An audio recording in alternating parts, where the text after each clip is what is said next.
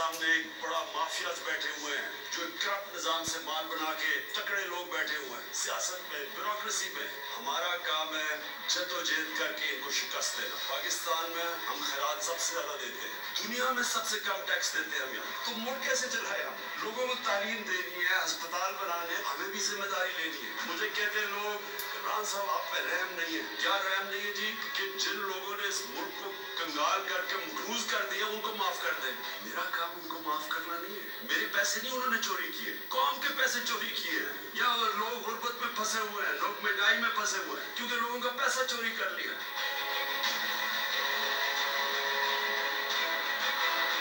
नबी सल्लल्लाहु अलैहि वसल्लम ने इबरतनाक सजाएं दी थी जो करप्शन करते थे, वो भी माफ कर सकते थे, वो तो रहमतुल आलमीन थे। उन्होंने तो अपनी कहा कि मेरी बेटी को भी मैं माफ नहीं करूंगा। मतलब ये है कि रहम होता है कमजोर तबके के लिए, गरीब तबके के लिए, जो बेचारा पिसा हुआ तबका है, माजूर है, जो यतीम है, जो बेवा है। रहम तो इनके लिए होता है। बड़े बड़े डाकुओं को कौन रहम करता है? बात तो माशरा अपना तबाह कर देंगे। रहम कर करके तो नारा दे के तो माशरे का बेड़ा लग गया हमने। जश्न-ए-विलादत